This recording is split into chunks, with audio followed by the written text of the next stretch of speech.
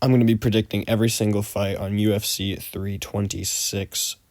But first, I'm going to be going through all the fight nights that I missed and haven't been talking about on the channel.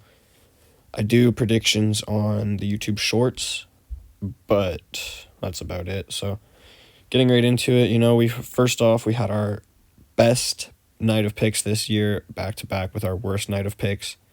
11-2 with 85%, and then 7-7 with 50%.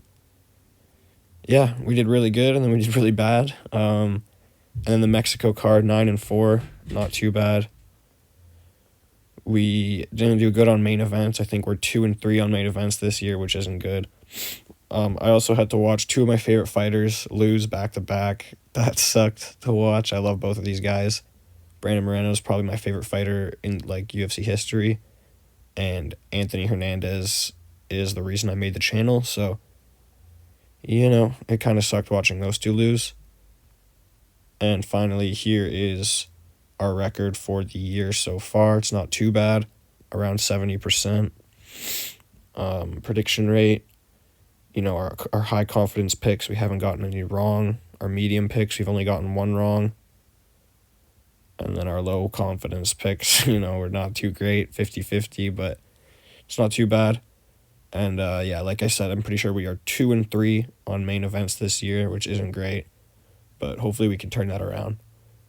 Let's jump right into the card. Kicking off the card, we got Luke Fernandez taking on Rodolfo Bellato. And I think I'm going to be picking Luke Fernandez. He's coming off a 15-second knockout on the Contender Series, which, isn't really much to go off of. There's not much tape on him. He landed like one punch and dropped the guy, and it could have been over, but he landed some ground and pound to finish it off. And Bellato's not that decent. Like, he's decent, but he's not that good. He's definitely a tough test for your debut, but we've seen a lot of guys get past him, and I think Fernandez is going to be able to get past him probably by finish. I could see a knockout or a decision in this, but I think I'm going to take Luke Fernandez by knockout at some point through the fight. I don't really know how this fight's going to go. But yeah, I could see Fernandez getting a finish in this or a decision just based off doing more damage and just doing more in the fight. Moving on to the next one, we got Jeong Lee versus Gaston Bolanos, I think his name is. This was supposed to be a different fight. Lee pulled up on short notice because you pulled out. And yeah, I don't know who I was going to pick in the original fight, but I'm taking Lee in this one. It does worry me. His gas tank does worry me a little bit. He was gassing out a lot in his last fight, and now he's taking it on short notice, so he's not even prepared for this one. But I think he's the better striker. I think he's more powerful, faster. And yeah, I think he'll be able to take this one by decision or maybe even a knockout. I could see a knockout in this. He does hit really hard. But I don't know. I don't know if Bolanos' chin is bad or not. So I think I'm going to take Lee by decision here, just by landing more and just out-dogging him in this fight. And maybe a potential knockout somewhere through the fight, but I think we'll see a decision here. 30-27, maybe 29-28 if Lee starts to slow down. But yeah, my only worry in this fight is that Lee is taking it on pretty short notice, which could be worrying, but I do think he's the better fighter. If this was a full camp fight, I would be pretty confident in Lee to win. But the short notice might screw him over. His gas tank might screw him over, but I still think he's got it in the bag. Moving on to the next fight, where we got Diyar and Nurgozhay taking on Rafael Tobias, I think his name is. He's also making his debut, coming off the Contender Series. And, he got a first-round submission. He looked great in that fight. Nurgozhay, since joining the UFC, has lost 2 submissions, both. And I think he was fighting strikers in both of his fights, and he lost by submission both times. So he's just not a good grappler. And he also has a pretty bad tick, which doesn't help. I know it's not his fault, but he's always like rubbing his eye or dabbing or just like lifting his hands for no reason. So he unfortunately has a pretty bad tick. He's also not good at grappling. And I think we're going to see another pretty early submission in this, round 1 or 2, for the newcomer, Rafael Tobias. I'm pretty sure his name is. I'm going to say an early submission for him. And they might cut Nurgozhay, to be honest. That'll be 3 losses in a row, potentially all by submission. Yeah, unfortunately, Nurgozhay is not UFC level. Even though I really liked him, you know. When I saw him on the Contender Series, I was excited about him. But yeah, he's lost 2 fights in a row. He could lose this one, and he's probably going to get cut. Anyways, moving on to the next fight, up the card. Next up, we got Sumudaerji taking on Jesus Aguilar. And this is where the card starts to get pretty rough. There's, I think, 4 fights on this card that I really don't know who to pick. I'm really 50-50 on it, and this is one of them. When they first announced the fight, I was pretty confident in Aguilar. I thought he was, like, the clear winner. I thought he's faced better opponents. He's just done good against better opponents, stuff like that. And I don't think Sumudaerji's that good. Like, I've never seen him as a prospect, I guess. And I've seen Aguilar as a prospect. I've always thought he deserved to fight somebody ranked. But Sumudaerji was the favorite, and I was pretty surprised by that. And then everyone that I seen, like, on YouTube and stuff, like MMA Guru and Bedtime and stuff, people like that, a lot of them were picking Sumudaerji. So, I don't know. I might be completely wrong in my pick. Sumudaerji might be able to defend the takedowns and keep him at range, but I think Aguilar is going to get in there. I feel like he's going to eventually, at some point in the 3 rounds, he'll be able to take Sumudaerji down and submit him. Sumudaerji's been submitted 3 times in the UFC. All of his losses in the UFC are by submission, I'm pretty sure, so Aguilar could get a submission. Aguilar's only losses are to Tatsuro Taira, who's ranked and really good and literally getting a title shot. And his other only loss is to Rafael Estevam, who's undefeated and moving up to bantamweight now because he missed weight. So I don't think those losses are too bad. I could be wrong here, you know. Sumudaerji could, like I said, defend the takedowns. He's got good takedown defense. I don't think Borjas got him to the ground once, and he was trying a lot, so he could defend all the takedowns and just piece up Aguilar at range here and make it a boring decision. But I think Aguilar can make it scrappy, take him down, and probably get a submission at some point through this fight. I'm taking Aguilar by submission. Moving on to the next fight, where we got another one. Now this one is probably even worse than the last one. We got Cody Durden versus Tumendemberel. Again, this one I was super confident in Cody Durden for a long time, and now I think I'm going to be switching to Tumendemberel this time. Cody Durden's just not, he's not high level, but he's so much, I don't know, neither's Tumendemberel. Like, this fight makes me so mad.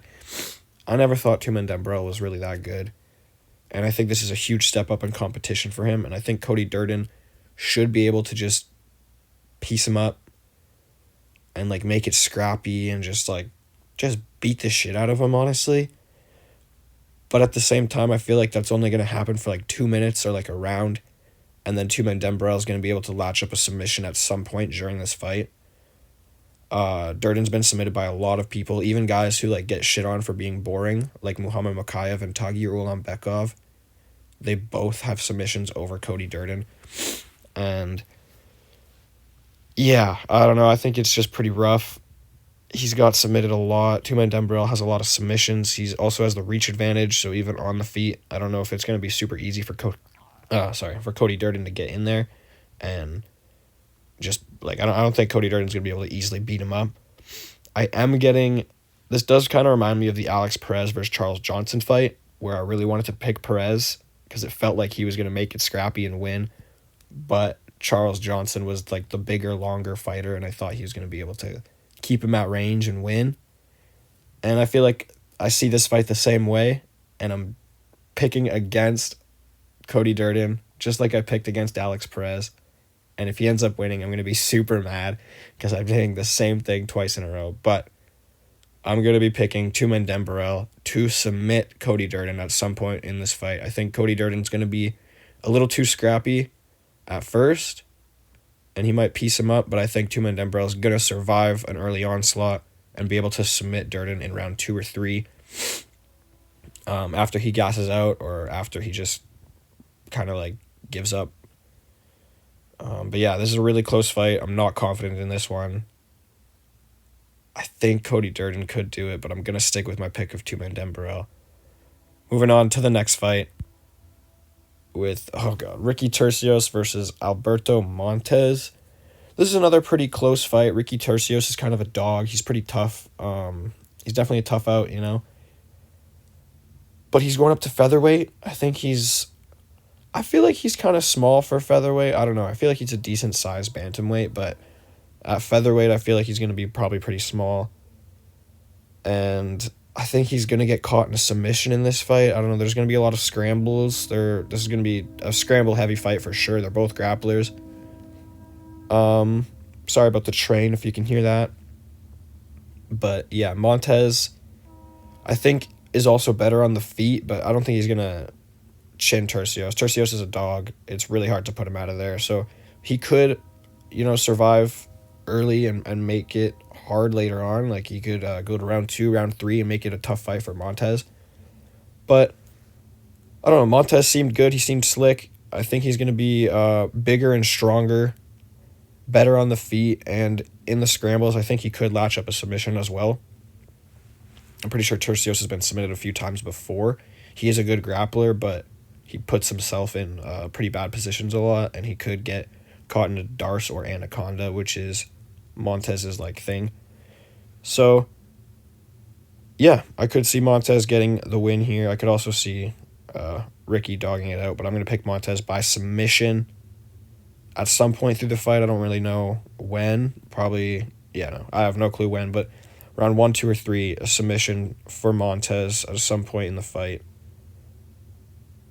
by Darce choke or Anaconda.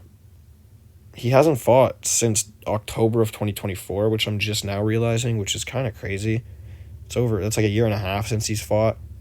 So, who knows? Turcios could outdog him, but I think I'm sticking with Montes for sure by submission. Easy peasy. Not easy at all, but still. Moving on, up the card. Oh, boy. Next up, we got Donte Johnson taking on Cody Durden. Cody flipping Durden, the GOAT. He just fought on 325, got chinned by Rouston, and now he's back again to get chinned even worse. Donte Johnson is going to kill this guy. I don't know why he's taking the fight. Yeah, he literally just fought at the end of January, basically February 1st. It's been a month and 3 days since he's fought, and he's ready to fight again in 3 more days. This guy's actually, you got to give it to Cody Durden, or not Cody, fucking Cody Brundage. You got to give it to Cody Brundage for taking this fight. He's taken an absolute dog, a killer, on a week's notice after getting knocked out. And yeah, I've been saying he deserves to get cut for a long time. And I feel bad saying that he needs to get cut after this, because he is taking it on short notice, and the UFC is probably I don't know. There's probably something going on. I don't know why he would take this fight or why his team would let him take this fight, but there's clearly something going on. I feel like the UFC is probably going to cut him if he loses this, and I feel like he's going to lose this by round 1 knockout. He could surprise us. Even Cedric Dumas was able to land takedowns on Donte Johnson and wrestle with him, and I think Brundage is a much better grappler. So who knows? Brundage might be able to just ragdoll him, but I don't think that's going to happen at all. I think Donte Johnson's going to knock him out. He's fought up at heavyweight, light heavyweight. Now he's a middleweight. He's definitely got power in his hands. Brundage is kind of chinny and just isn't good at all. I don't think Brundage is a good UFC fighter. He has been making his fights a little scrappier lately. He had a good scrap with Rouston, but he was kind of getting beat up the whole time. His fight before that, I think it was against Eric McConaughey. it was a scrap, but Mechanico's not good either.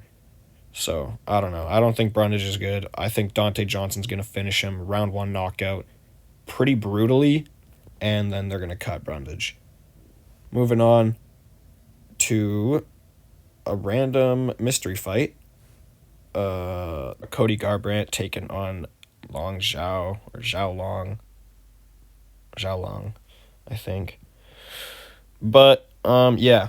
This is going to be a sick fight, actually. I love Xiao Long. He is awesome. He's such a fucking scrapper. He's always making it like a dirty fight. He's always making it brutal. His last fight, for like the last 45 seconds, he was just like only throwing elbows as if they were like rights and lefts. He was just fucking going. I love this guy. He is so awesome. And I think he's going to knock Cody Garbrandt out in the 3rd round. It might specifically be because of that like elbow move, but I don't know. Cody Garbrandt, he's kind of chinny, you know, like nearing the end of his record, he's chinny. His last 2 losses though haven't been that bad.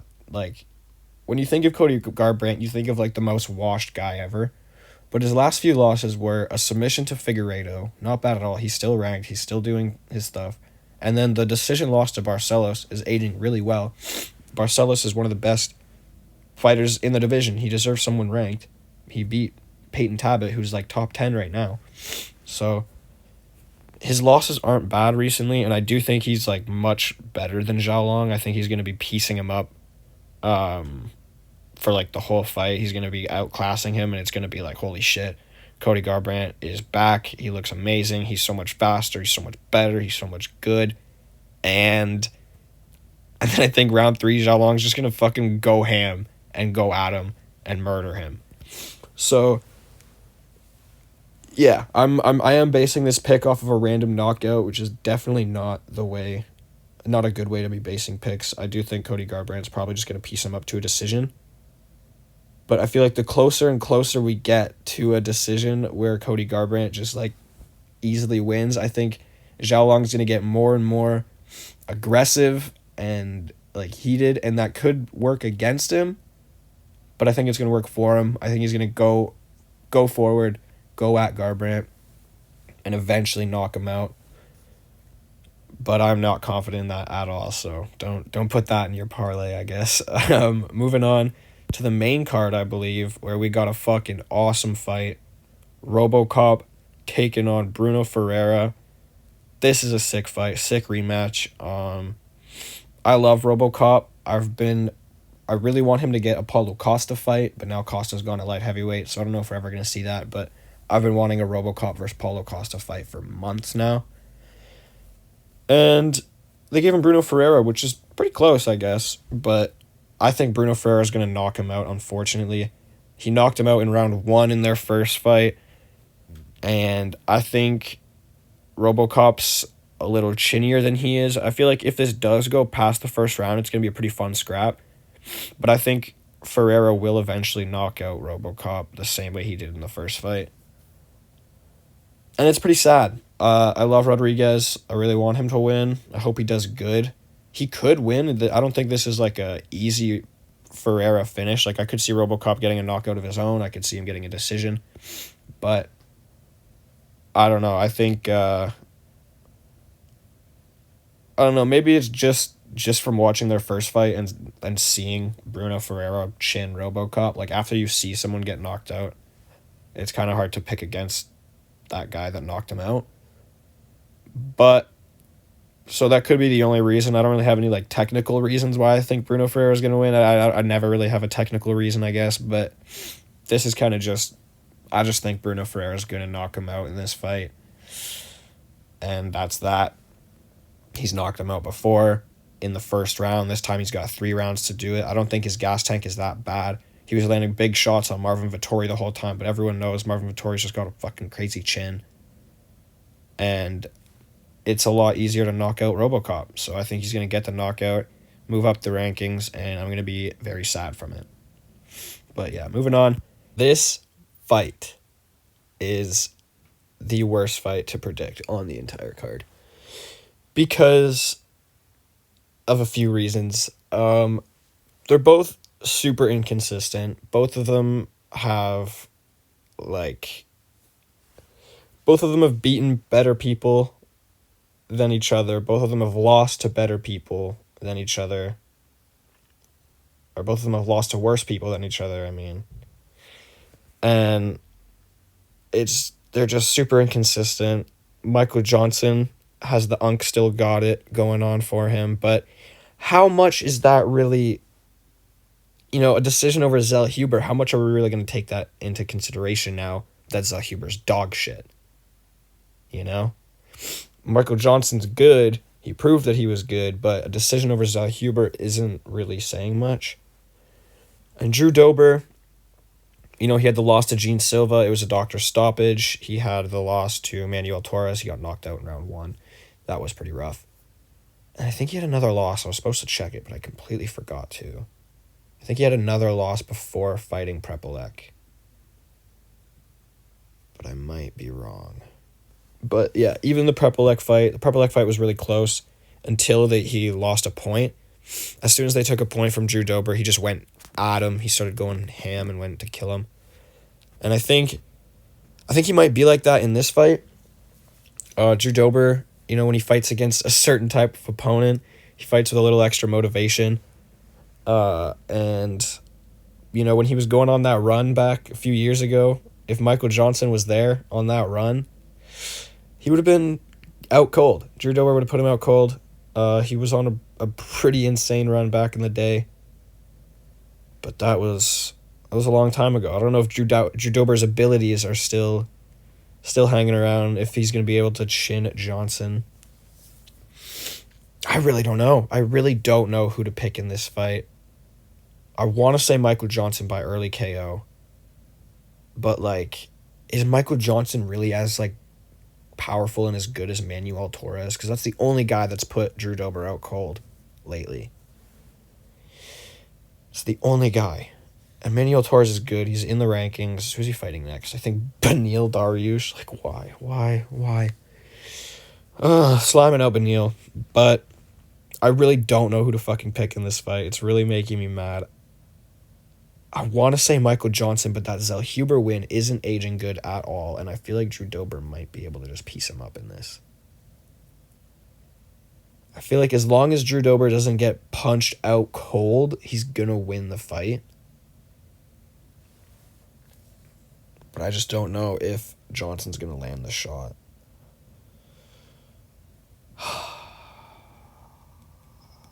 This fight's making me really mad. I think I'm going to... I don't know. I think I'm going to take Drew Dober by TKO in round 3 after a war.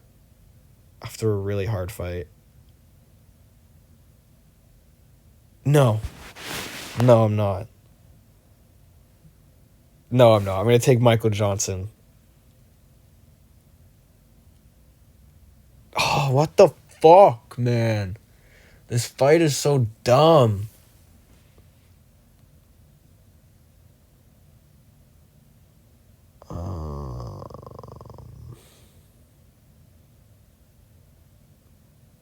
I'm going to take Michael Johnson by knockout. And if Drew Dober gets him, I whatever. I don't care.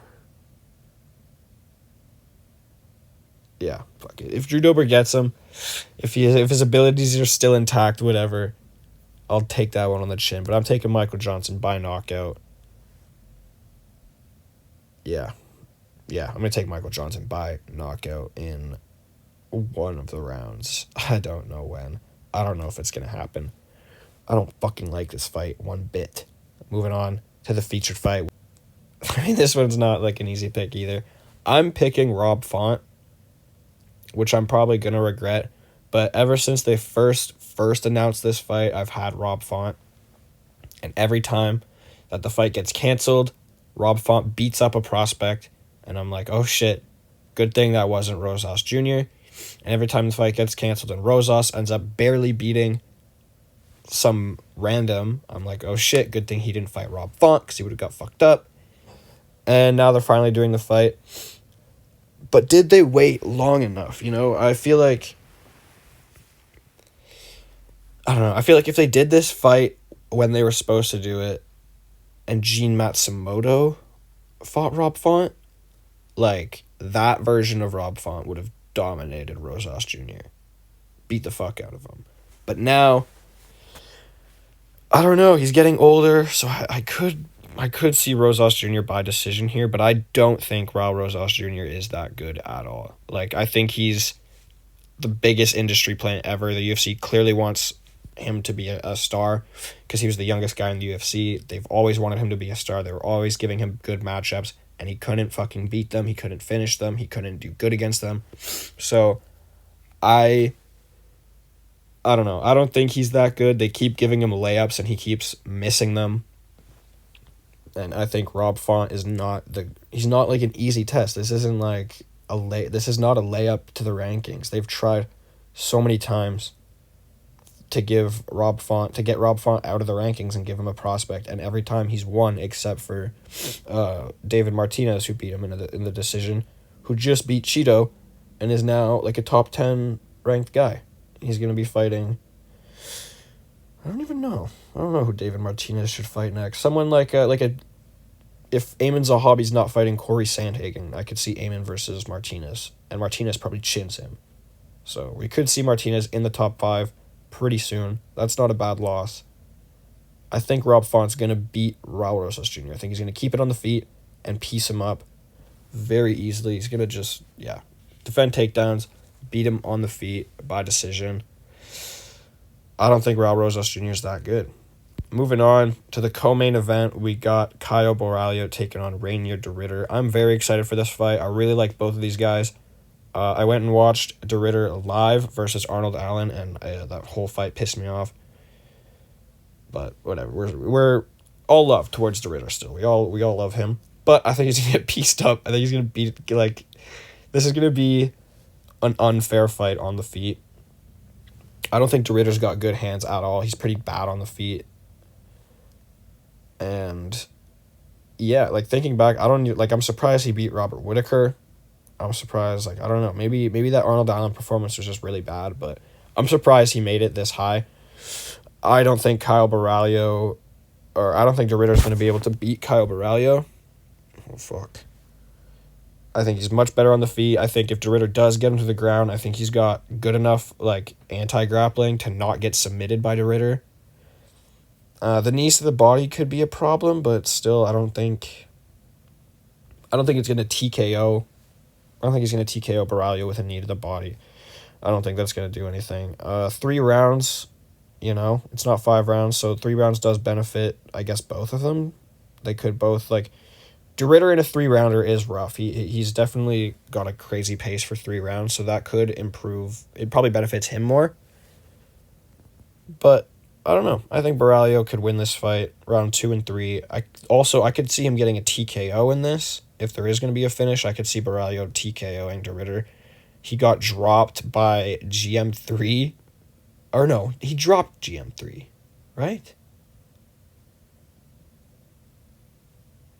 I might be thinking this backwards, but I'm pretty sure there was a buzzer beater right at the end of the round. He dropped GM3, or he got dropped by GM3. I don't know. Maybe he dropped GM3, but I remember him not having good-looking striking in his debut against GM3, and obviously that was a long time ago. It was his debut. He's had a lot of fights since then, but his striking's never really looked great anyways. I think Caio Borralho is going to piece him up and either knock him out in the 3rd or get a decision. And de Ridder's going to be on a 2-fight losing streak, unfortunately. I really like de Ridder. I want him to win this fight. I think. I want him to win this fight, but I don't think he will.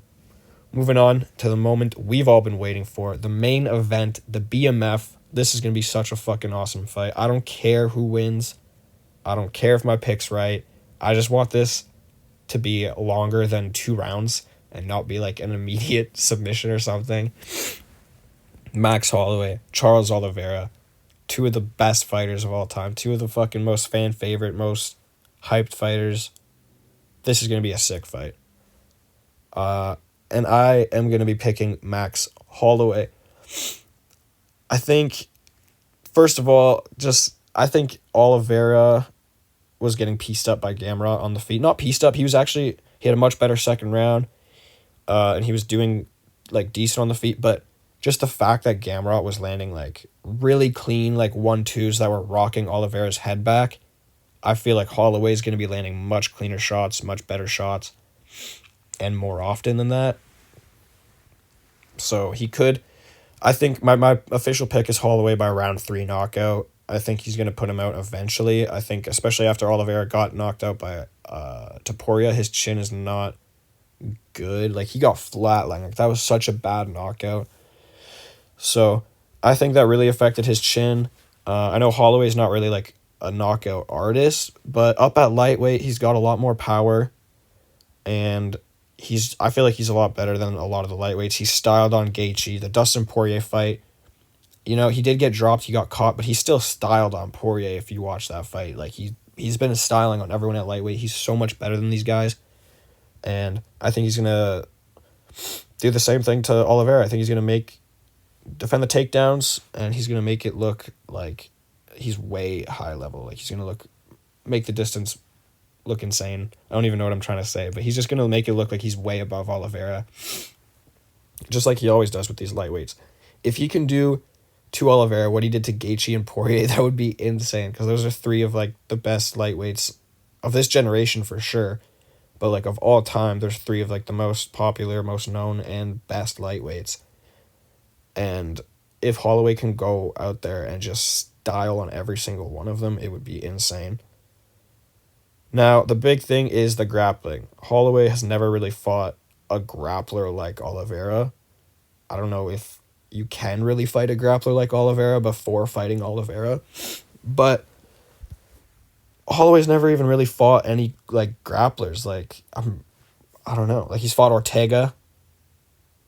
That's probably the closest thing is Brian Ortega way back in the day when he didn't even know how to block a fucking 1-2, and Holloway literally taught him how to block punches in the fight. So I don't think you can compare that fight at all. Charles Oliveira, way better on the feet than Ortega, way better on the ground than Ortega.